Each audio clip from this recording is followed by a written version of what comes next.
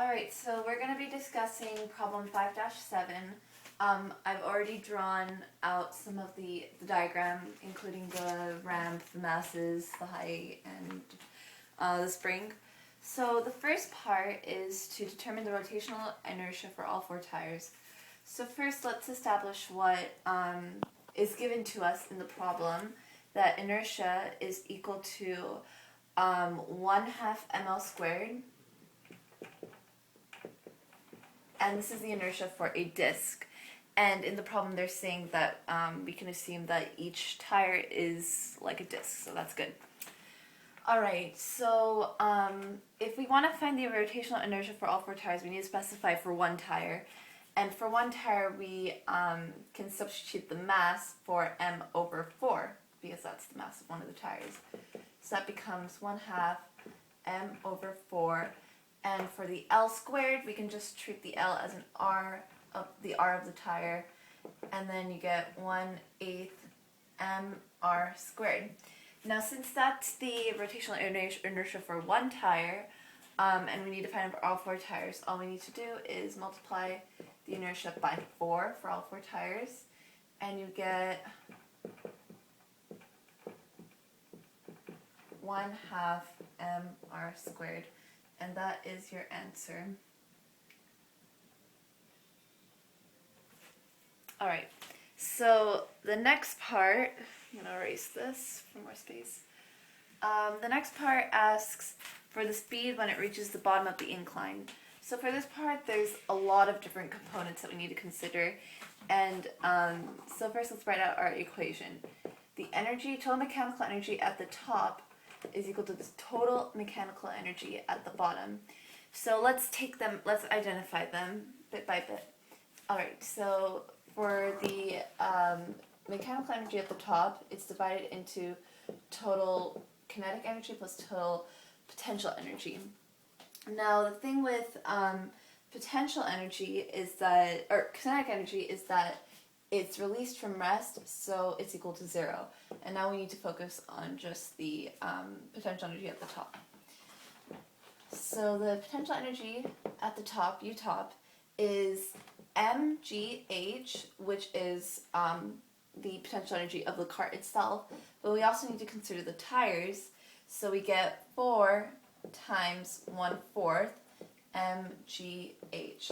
I'm getting this part because that's the mass established in the problem of each tire, and then multiplied by 4 because that's how many tires there are.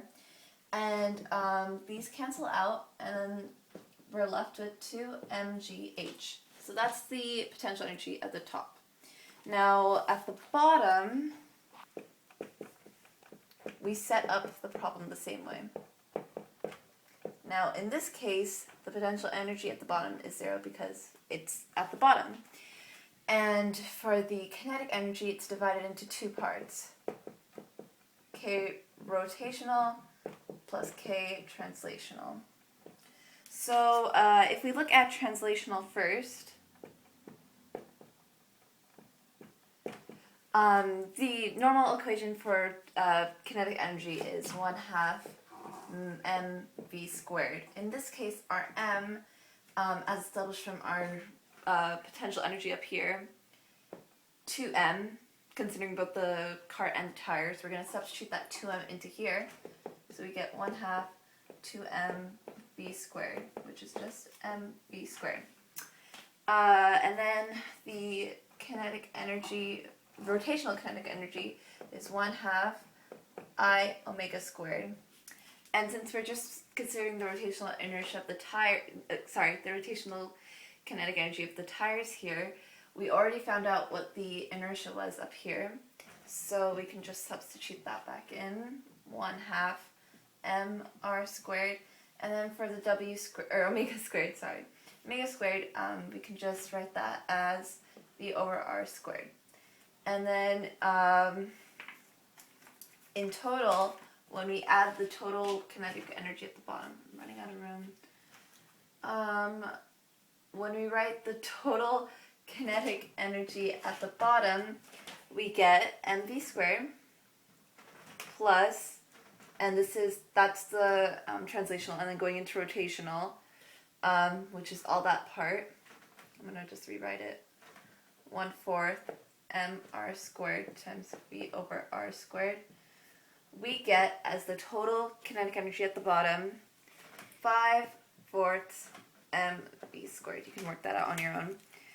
And now that we have that, we can go all the way back to this equation over here. E top is equal to E bottom. So our E top, which was 2 mgh,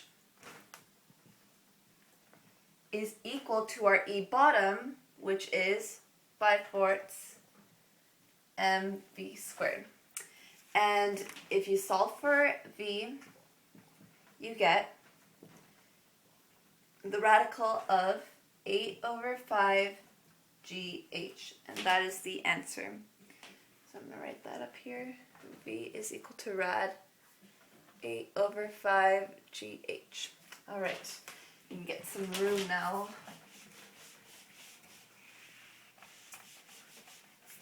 Okay, next part C.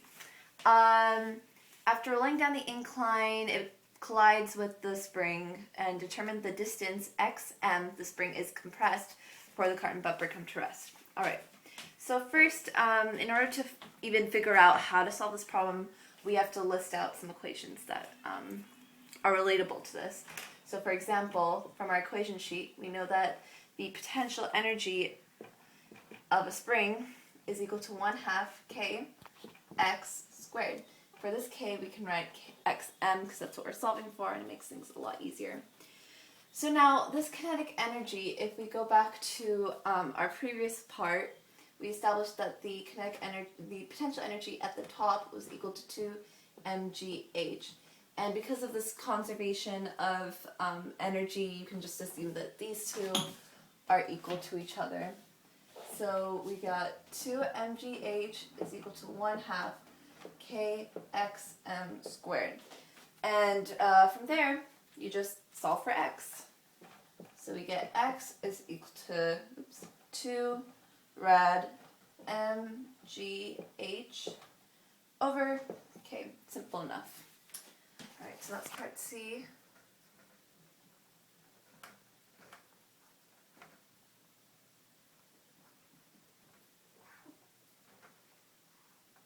Okay. Finally,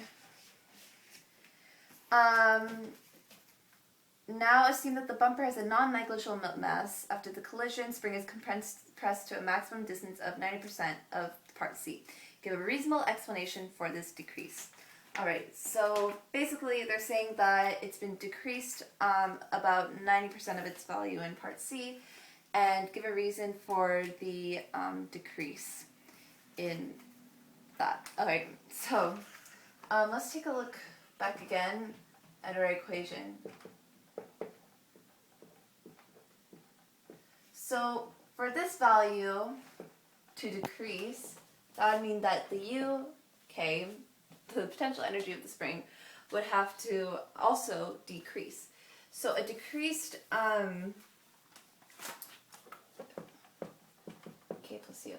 So a decreased value of potential energy will inevitably lead to a decreased mechanical energy.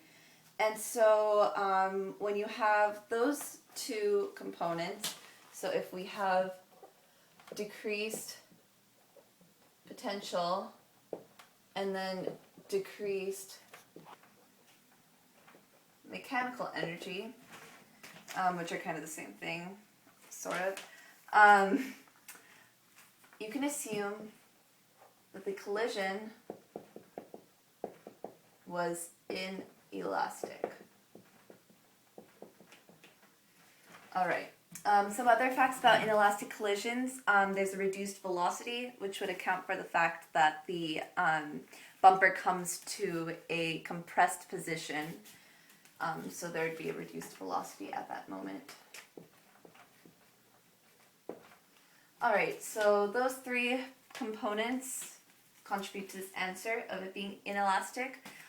Just a side note, friction, the answer friction would be irrelevant since they haven't really mentioned it before. They don't give any coefficients for static or kinetic friction, so it would not work out in this problem. Alright, that's it.